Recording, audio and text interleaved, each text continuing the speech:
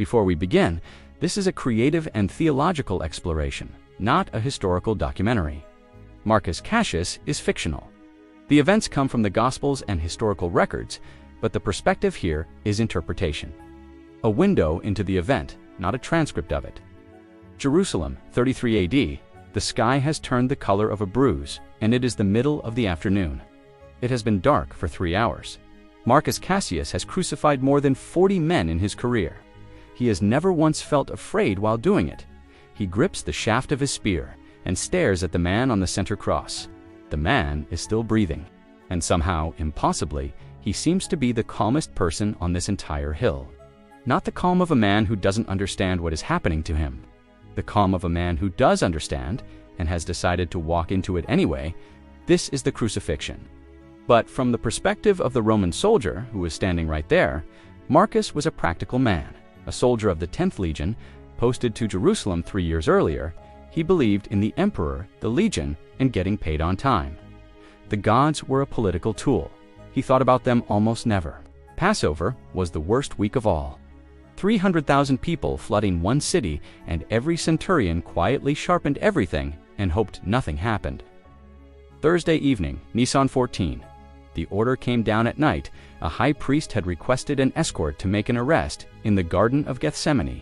18 men, torches, weapons, standard procedure. Marcus had done this before. They moved through the olive trees in the dark, the torchlight throwing shadows across the branches. The garden was quiet, and then it wasn't. One man stepped forward, alone, out of the shadows into the torchlight. He was calm in a way that stopped Marcus cold. Not the calm of a man who doesn't understand what is coming, the calm of a man who does understand and has decided to meet it. Marcus called out the standard challenge. "Who are you looking for?" The man answered, "Jesus of Nazareth." And then the man said 3 words. Marcus would spend the rest of his life trying to explain. He said, "I am he." Every man in the detail went down at once, not struck, not tripped. They simply dropped, like a single candle going out. Marcus found himself on his back in the dirt with no memory of falling. He got to his feet. Nobody said a word. The man was still standing there waiting. If you are getting something out of this, please hit subscribe before we go any further.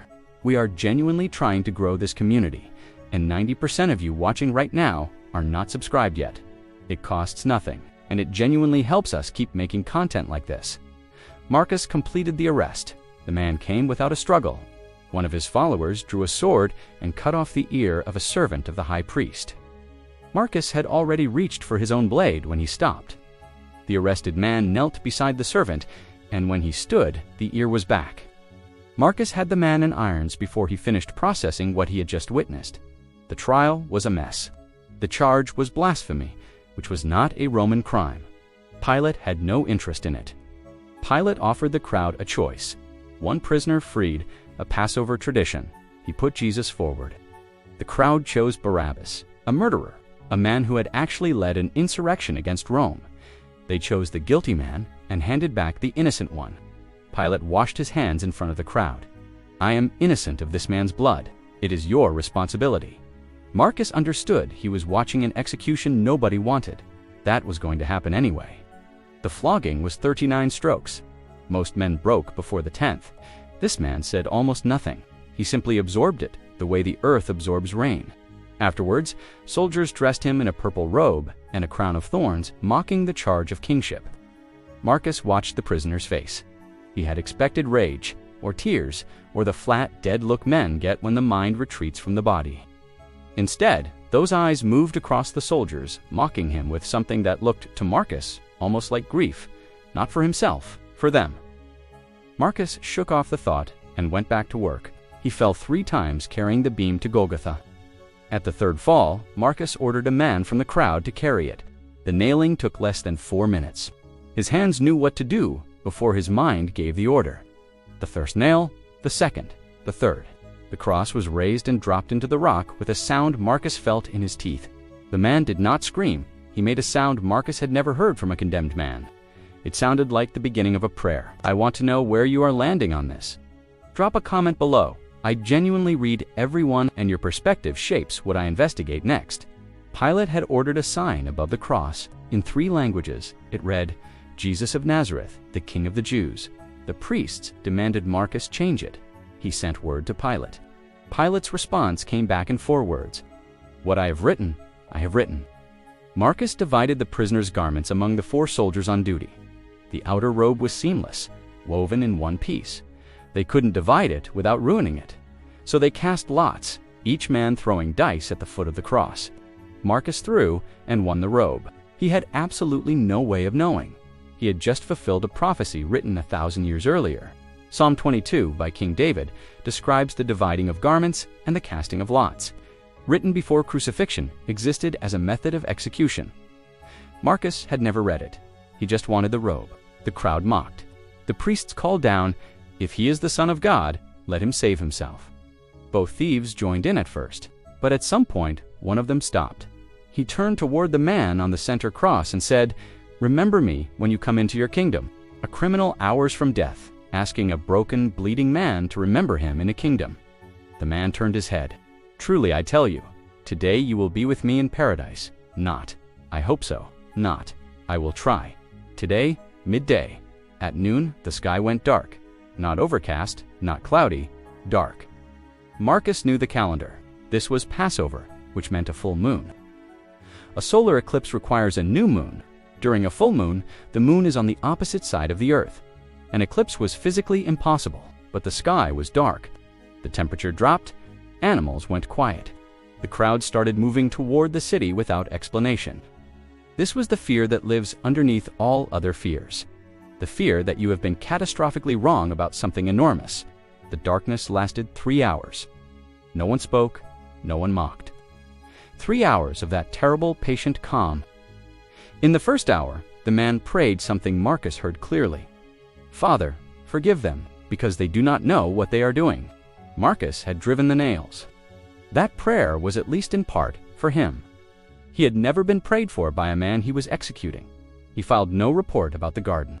He had been a soldier long enough to know which facts created problems for everyone involved. If you want to support what we do here beyond just watching, there is a Buy Me a Coffee link in the description below. Even $1 genuinely helps us keep producing content like this. Completely optional, but it means a lot. Near the 9th hour, the man cried out, my God, why have you forsaken me?" Those are the opening words of Psalm 22, the same psalm that predicted the dice at his feet. The man was not simply dying. He was announcing what was happening, using a text older than anyone standing there. And then he spoke his last word. It is finished. The Greek word is Tetelestai, a commercial term, the word written across a bill when a debt was paid in full. Not, "It is over." Not, "I have failed," paid in full. He died shortly after. Marcus took his spear and drove it into the man's side. From the wound came blood and water separated. The life had already left before the spear went in, as though he had chosen the moment himself. At that instant, the earth moved, a short, sharp tremor, like the ground catching its breath. A runner arrived. The great curtain in the temple, 4 inches thick, had torn from the top to the bottom. It was in 2 pieces now.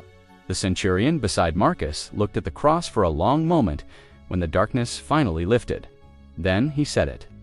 Truly, this was the Son of God. Understand what this cost. He was not Jewish. He had no theological framework for this.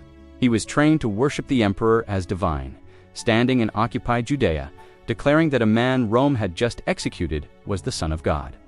Nobody laughed. Nobody corrected him. They stood in silence. Matthew records this. Mark records this. Both within living memory of these events, a Roman storyteller would never have written this ending. Too strange, too costly to have been invented. Marcus did not speak. He stood there with the seamless robe in his pack. Watching the 3 empty crosses against the darkening sky, here is the question history cannot answer. The soldiers who guarded the tomb were paid large sums of money to say the body was stolen. Matthew 28 records the bribe.